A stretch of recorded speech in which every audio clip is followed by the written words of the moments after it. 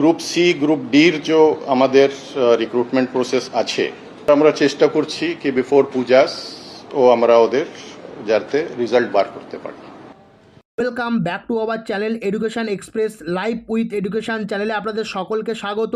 আপনারা কিন্তু থাম্বনেল দেখে বুঝতে পেরেছেন ডব্লিউবি এসএসসি গ্রুপ সি এবং গ্রুপ ডি যে এক্সাম রেজাল্ট, সেই এক্সাম রেজাল্ট কবে প্রকাশিত হতে চলেছে।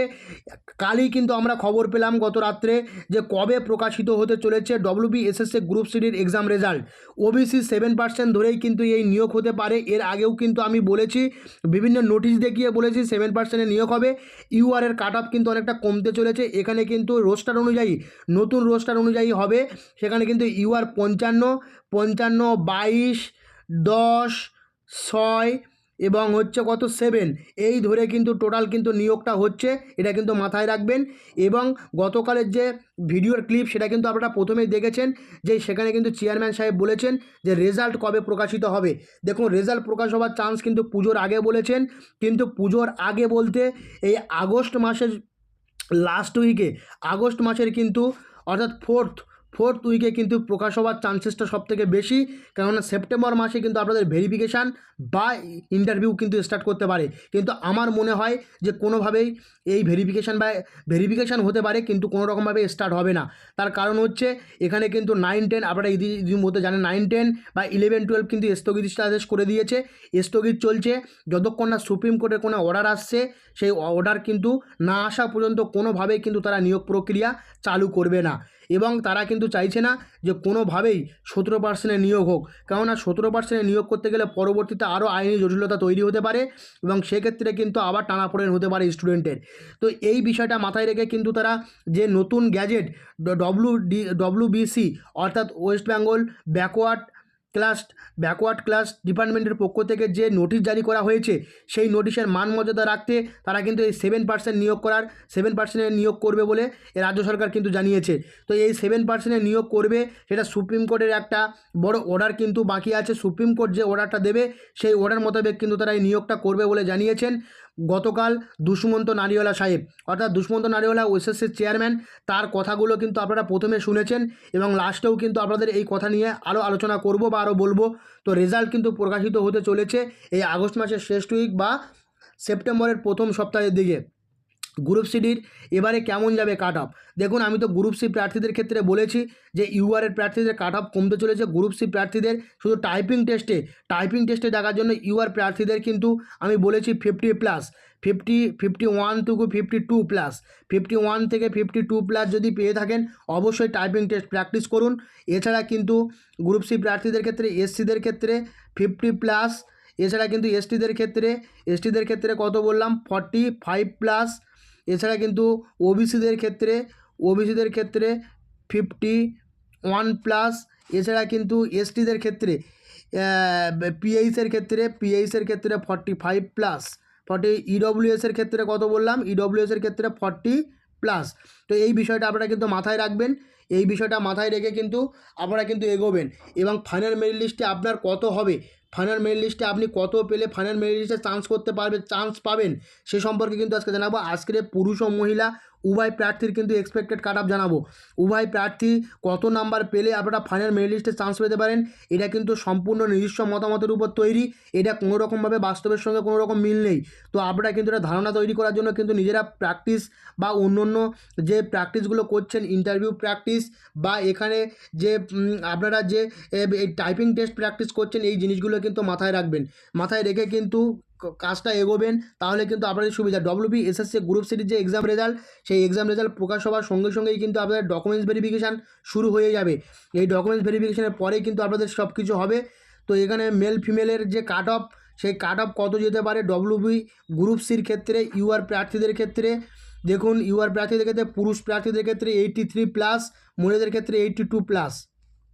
এছাড়া ওবিসিদের ক্ষেত্রে 80+, পুরুষদের ক্ষেত্রে, মহিলাদের ক্ষেত্রে 78+, এসসিদের ক্ষেত্রে 77+, মহিলাদের ক্ষেত্রে 76+, এসটিদের ক্ষেত্রে 75+, এবং এসটিদের ক্ষেত্রে মহিলাদের ক্ষেত্রে 72+, পিএইচের ক্ষেত্রে 70+, এবং মহিলাদের ক্ষেত্রে 68+, ইডব্লিউএসের ক্ষেত্রে 79+, এবং মহিলাদের ক্ষেত্রে 77+।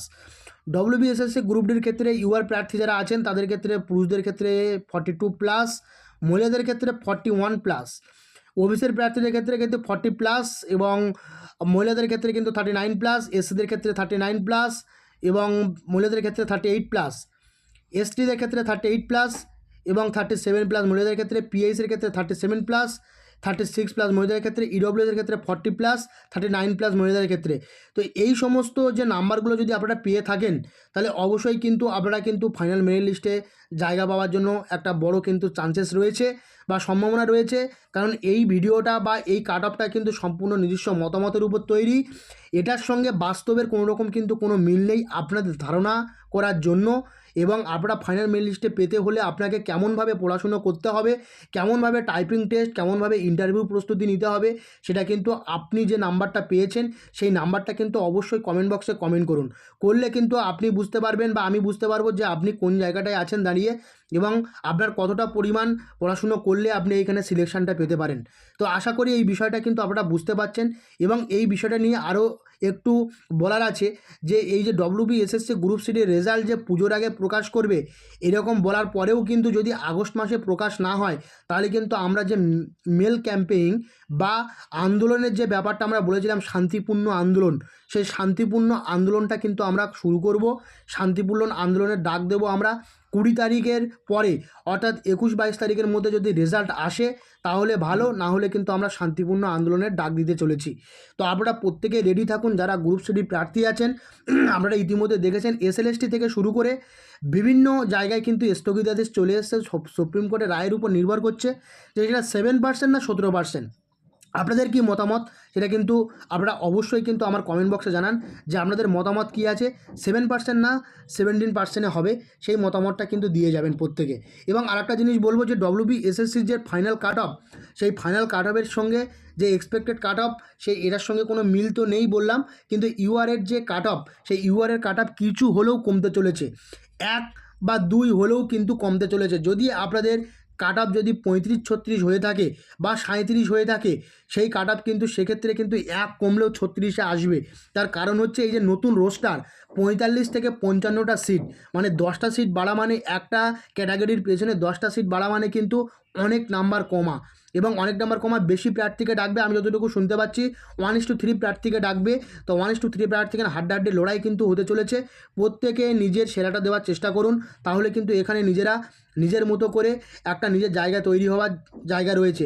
যতটুকু মন বলছে পুজোর আগে কোনো কিছু হওয়ার সম্ভাবনা নেই, অর্থাৎ ইন্টারভিউটু পুজোর পরে হওয়ার সম্ভাবনা রয়েছে। যদি পুজোর আগে ইনকেস ইন্টারভিউ নিয়ে নেয় গ্রুপ সিডির, তাহলে কিন্তু সেই রেজাল্ট বার করতে কিন্তু কমসে কম নভেম্বর-ডিসেম্বর। কেননা পুজোর আগে কোনোভাবেই বা পুজোর পরে কোনোভাবেই কিন্তু আপনাদের নিয়োগটা হচ্ছে না। দেখতে গেলে সেই একদম নভেম্বরের পরে বা লাস্টের দিকে, সেখানে ডিসেম্বর থেকে আপনাদের কিন্তু এই কাউন্সেলিং বা ইত্যাদি ইত্যাদি বিষয় এইগুলো চলতে থাকবে। তো জানি না সুপ্রিম কোর্ট কতদিনের রায় দেবে বা সুপ্রিম কোর্ট কতদিন এক্সটেনশন করবে, এটা সুপ্রিম কোর্টের বিচার্য বিষয়। তো যদি ভিডিওটা ভালো লেগে থাকে অবশ্যই কিন্তু একটা লাইক দিয়ে যাবেন। আর যদি চ্যানেলে নতুন হয়ে থাকেন, চ্যানেলটিকে সাবস্ক্রাইব করে পাশে থাকা বেল আইকনটি প্রেস করে রাখবেন, যাতে এরকম নতুন নতুন ভিডিওর তথ্য আপনাদের সামনে প্রথমে চলে আসে। তো আজ এই পর্যন্ত, পরবর্তী কোনো ভিডিওতে আপনাদের সঙ্গে আবার দেখা হচ্ছে।